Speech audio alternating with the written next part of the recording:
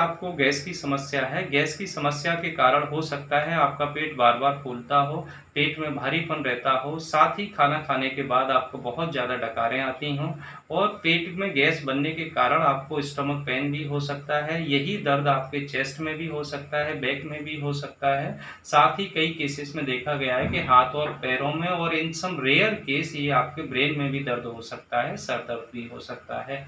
तो गैस की इन समस्याओं के कारण अगर आप किसी डॉक्टर के पास जा रहे हैं या दवा खा रहे हैं, तो 90% जितने भी लोग जा रहे हैं इन समस्याओं के कारण, उनमें से 90% लोग बिना किसी दवा के, बिना किसी डॉक्टर की सलाह के ही घर पर रहकर कुछ चीज़ों में बदलाव कर लें, तो उनकी वजह से वो घर पर ही रहकर जीवन भर ठीक रह सकते हैं। और साथ ही इनमें से 10% वो लोग हैं, हाँ, जिन्हें वास्तव में ज़रूरत है किसी डॉक्टर की और किसी दवा की, क्योंकि वो बिना डॉक्टर और दवा के ठीक नहीं हो सकते। तो इस वीडियो में मैं डिस्कस करने वाला हूं कि वो 90% लोग कौन से हैं जो बिना किसी दवा और डॉक्टर के घर पर ही रहकर ठीक हो सकते हैं। साथ ही वो 10% लोग कौन से हैं जिन्हें किसी डॉक्टर और दवा की ज़रूरत पड़ेगी। तो सबसे पहले हम बात करें कि इनमें जो कॉमनली देखा गया है कि जैसे पेट का भारीपन या पेट बार-बार फूलना या दर्द होना और या इससे रिलेटेड अलग-अलग समस्याएँ भी हो सकती हैं। अगर ऐसी समस्याएँ हैं तो इन लोगों को सबसे पहले ये देखना होगा कि हमारी जो हैबिट है, उन हैबिट में क्या-क्या इंक्लूड है। जैसे अगर आप स्मोकिंग करते हैं, यदि आप ड्रिंकिंग करते हैं, ओवर ड्रिंकिंग करते हैं, ज़्यादा अल्कोहल कंज़्यूम कर रहे हैं, तो इन दोनों आदतों की वजह से क्या होता है कि जो एंजाइम हमारे डाइजेस्टिव सिस्टम के लिए रिक्वायरमेंट होती है उन एंजाइम की, वो एंजाइम का जो सीक्रेशन है वो डिप्रेस होता है, मतलब कम एंजाइमेटिक एक्टिविटी होती है जिसकी वजह से एंजाइम सीक्रेट कम होते हैं। दूसरा क्या है कि जो भी हम खाना खाते हैं उसमें से कुछ न्यूट्रिएंट होते हैं, वो न्यूट्रिएंट हमारे जो फूड ट्रैक है, कुछ स्टमक में भी एब्ज़ॉर्ब होते हैं, कुछ इंटेस्टाइन में जाके एब्ज़ॉर्ब होते हैं।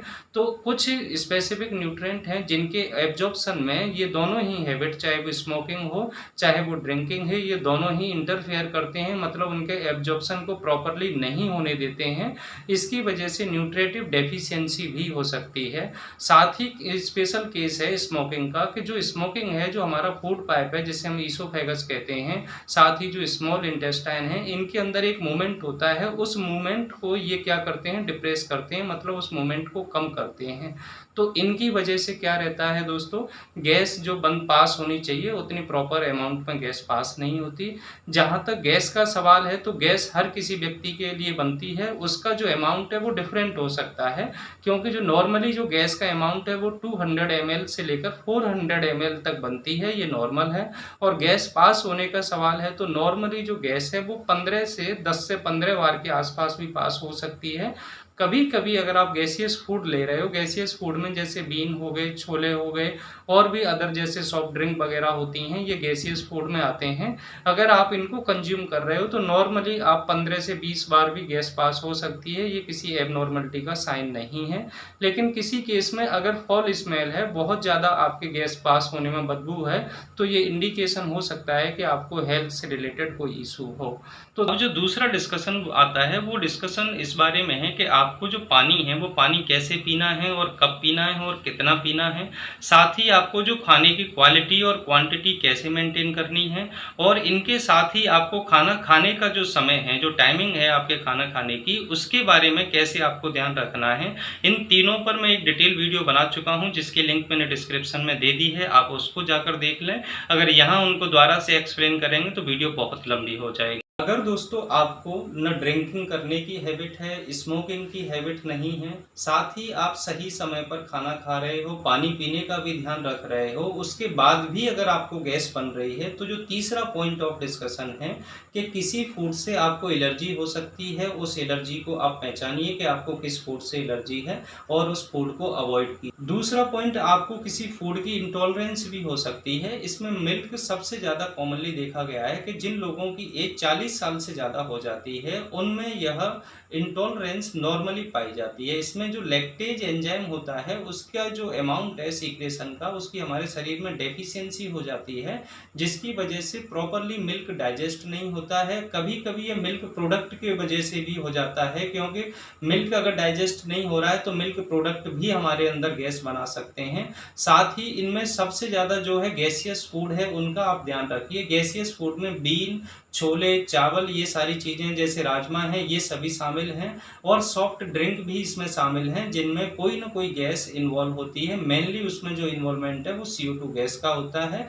उसकी वजह से एसिडिटी भी हमारे अंदर इंक्रीज़ होने के चांसेस रहते हैं। अगर इन तीनों बातों के अलावा ये तीनों जो पॉइंट ऑफ डिस्कशन हैं, आपको अगर कोई समस्या है तो आपको ये जानने की ज़रूरत है कि भाई आपको ये समस्या जो गैस की समस्या है वो किस कारण है।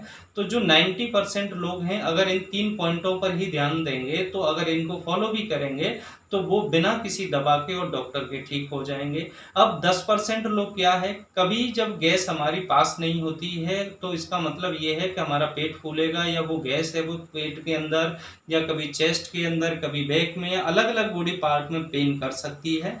तो उस गैस का पास आउट होने के न होने के 2 कारण हो सकते हैं। पहला कारण ये हो सकता है कहीं ब्लॉकेज हो, मतलब कहीं न कहीं वो जो गैस है जिसे पास होना है उसमें रुकावट आ रही है। दूसरा कारण ये भी हो सकता है कि जो इंटेस्टाइन है उसमें कभी-कभी पैरालाइज़ हो जाता है जिसकी वजह से उसमें मूवमेंट नहीं हो पाता और मूवमेंट नहीं होगा तो उस जगह से गैस का पास होना थोड़ा-सा मुश्किल हो जाता है। तो अगर इन दोनों में से कोई भी कारण है तो आपको किसी डॉक्टर को दिखाने की ज़रूरत है। बाकी जो भी केसेस हैं 90% वो अपनी फूड हैबिट को चेंज कर लें और खुद की जो हैबिट होती है उसको चेंज कर लें और फूड की क्वालिटी और क्वांटिटी और जो फूड एलर्जी है इन सभी बातों पर अगर वो ध्यान देंगे तो 90% लोग बिना किसी दवा के, बिना किसी डॉक्टर के घर पर ही रहकर ठीक हो जाएँगे। और अगर किसी को इनसे अलग समस्या है तो उन्हें किसी डॉक्टर की सलाह लेनी चाहिए। ये लगभग 10% लोग ही होते हैं। तो दोस्तों अगर ये वीडियो आपको अच्छी लगी हो, पसंद आई हो तो इस वीडियो को लाइक करें, मेरे चैनल को सब्सक्राइब करें। Thank you.